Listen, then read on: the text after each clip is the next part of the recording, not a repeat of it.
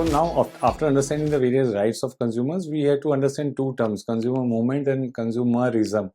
Consumer movement is all about various drive which is created in terms of legislation on one time, self-awareness on the other time, uh, creation of organizations to support the consumer, need of protection, etc. So these are all movement which is bringing the various setup in place, to support the consumers. So that's a movement part. Consumerism on the other end, what we say is consumerism is all about this, of course, slide is also talks about the consumer movement where business self-regulation and consumer activism. So that is what is overall it is planning, and that comes under from the backup of a planning commission which initiated that Indian Nations of Consumers in 1956 in Delhi.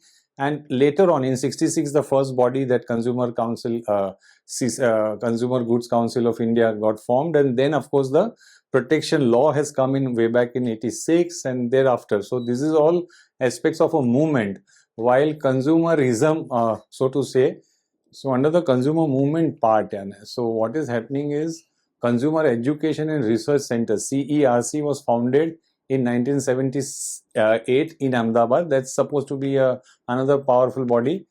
Overall, for this, the worldwide consumer movement objectives set are, it must provide an opportunity to consumers buy intelligently. So consumer should be made aware so that he makes the right purchase decision. Recognition of reasonable consumer request.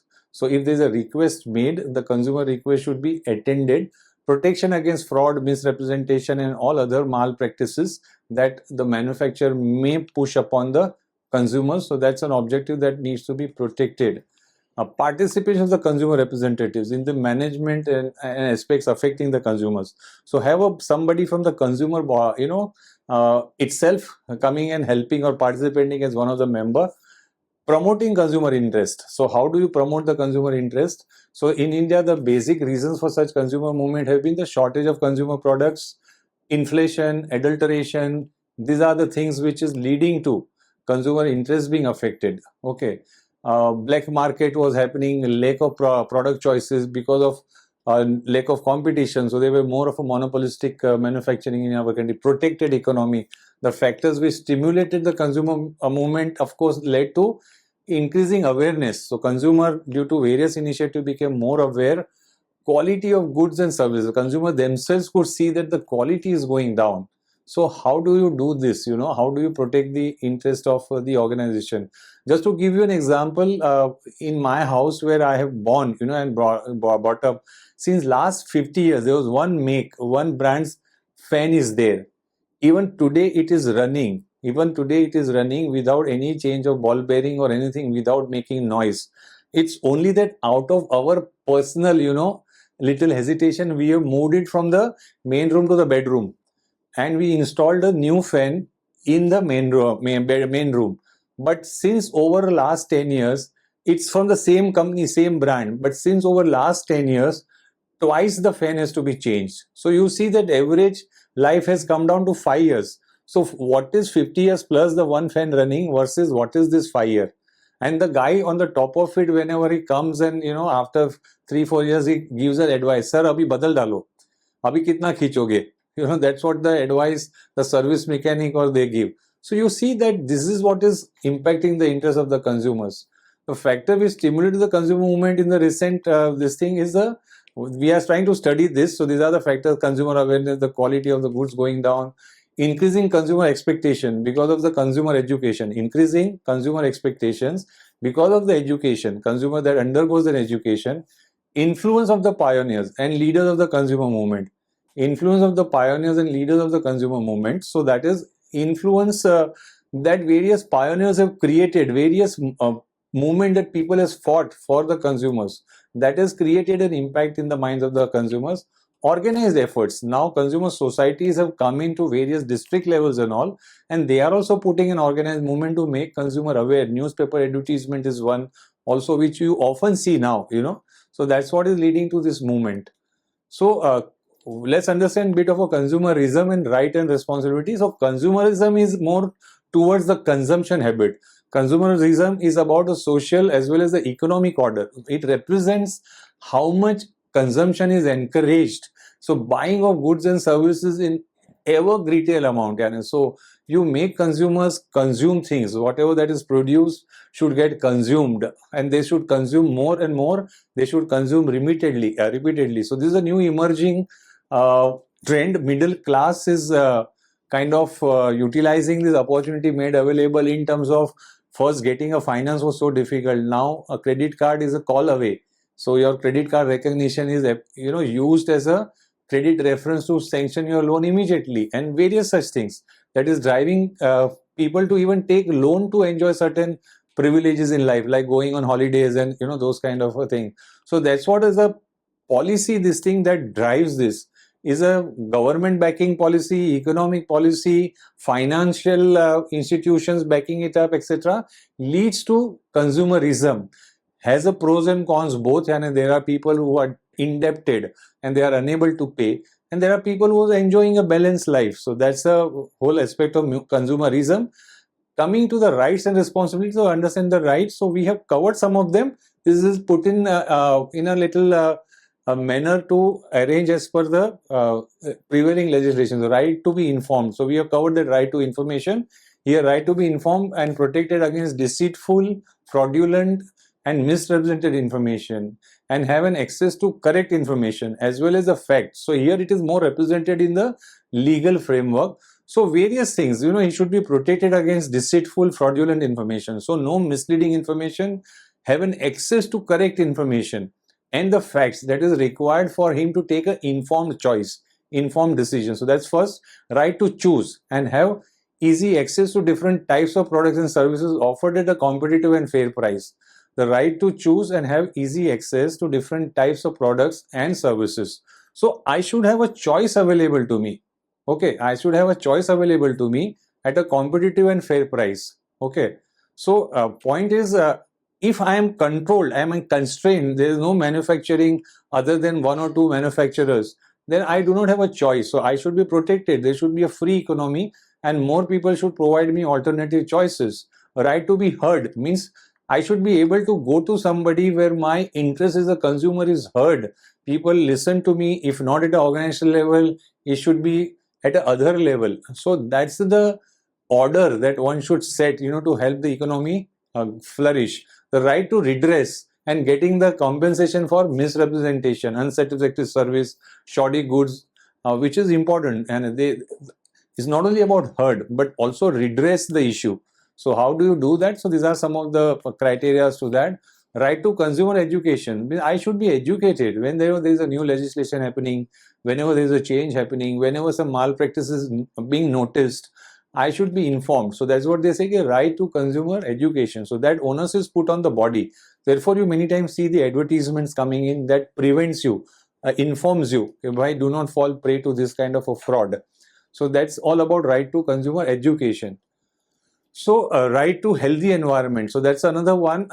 Means whatever that is coming to me as a good, the quality should not endanger my life. It should also protect the environment that I am living in. So this environment protection is critical for my future generation as well. So overall, I should get a healthy environment to use this product and utilize the benefit of it. While the consumer rights are on one hand, there is a responsibility that has been entrusted upon consumers. Consumers are also supposed to be responsible. Responsibility of having awareness of a quality and safety of goods and services while purchasing. So the responsibility is put on, did you check about the quality? Did you check about the safety and services while purchasing? What did you do? Or you blindly took the offer and went in a purchase. So you must demonstrate that yes, you have evaluated the product. Difficult, but yeah, that is what the onus is on. The responsibility to collect information. So you must collect available information on your own. That right is put on to you. Update oneself with the changes in the rules and registration taking place. So right to inform you is also there, but right to know the updated information is on consumer. The responsibility to think as well as make choice judicious, choice independent, and whether the choice is based on the need, offer, or your evaluated parameters on which you chose particular product or the service. The responsibility to speak out, and to inform manufacturers and government of needs and wants. So consumers should also come out if they are facing any such issues while using a product or a service of any product. Don't get like calm down, don't get oppressed by not raising the concern. So that is what they say, why did you raise this issue or not? And so that's a responsibility to the consumers.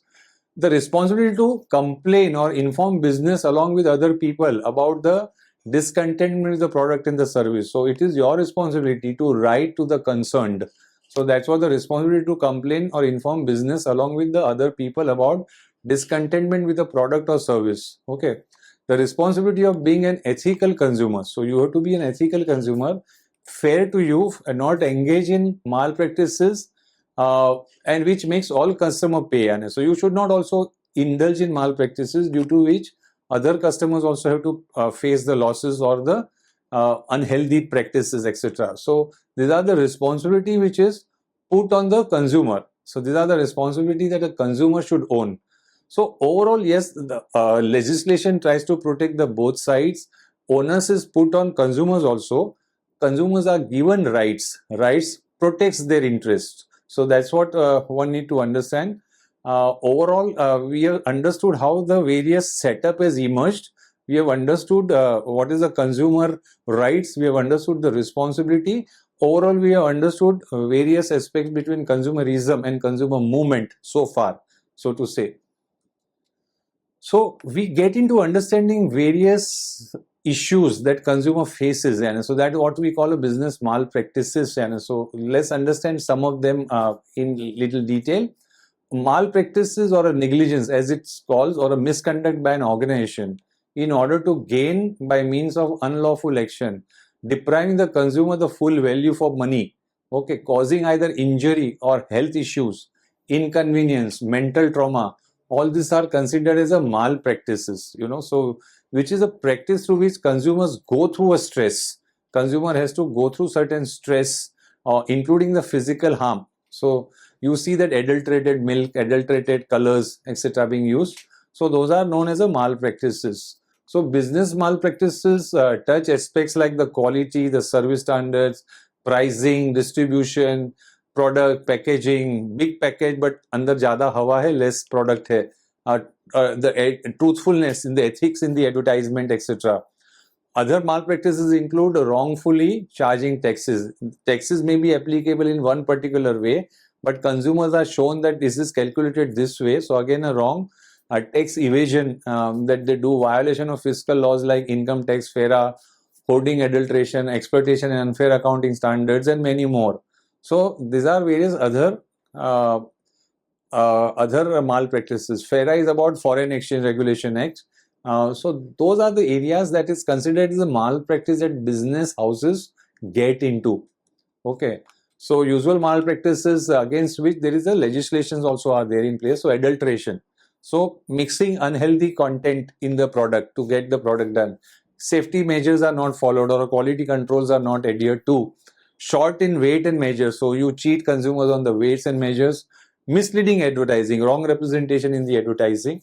Black marketing, creating a shortage, then increasing the price and make still the goods available and thereby extract more price. So profiteering, as they say. Illegal trading. There are ways two competitors join hand, cartel as they say, and then they create a wrong pricing, a wrong way of doing business, etc. So that's an illegal trading. So you get into various illegal way of doing the trading. So these are some of the prominent ones.